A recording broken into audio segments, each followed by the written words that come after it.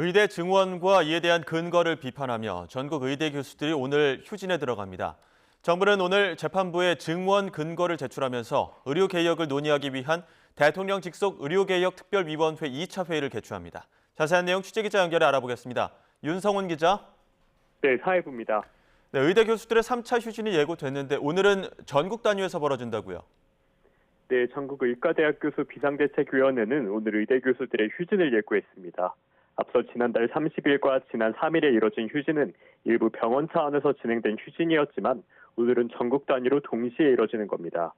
빅5 병원 가운데 서울대병원과 서울세브란스병원 등 4곳이 소속된 단체입니다.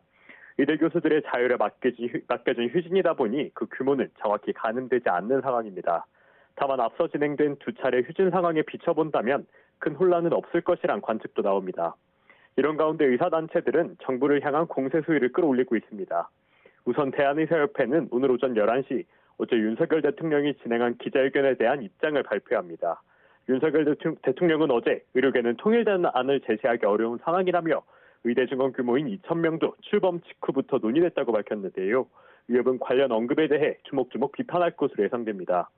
의대 증원에 대한 과학적 근거를 둘러싸고 반발도 여전합니다.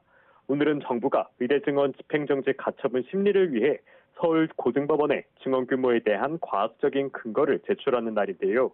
전국 40개 의대 교수 단체인 전국의과대학 교수협의회는 어제 법원에 탄원서를 제출했습니다.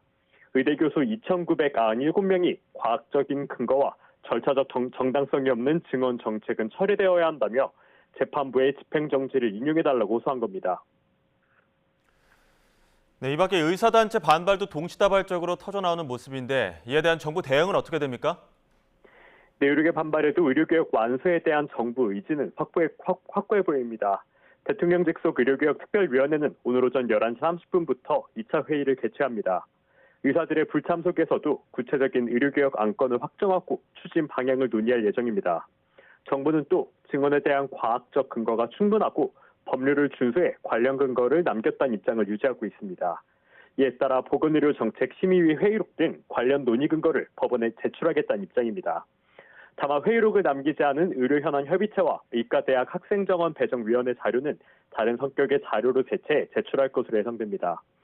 동시에 정부는 오전 9시부터 중앙재난안전대책본부 회의를 통해 의대 교수들의 휴진 상황을 파악하고 의대 공백을 메우기 위한 추가 대안을 논의하고 있습니다. 의료계는 거듭 증원 백지화만을 촉구하고 정부는 이에 대응해 의사를 대체할 방안만 찾으며 평행선을 달리는 상황인데요. 결국 중차대한 의대 증원 정책이 사법부가 어떤 결정을 내리는지에 따라 향방이 갈릴 것이란 전망이 나옵니다. 지금까지 사회부에서 전해드렸습니다.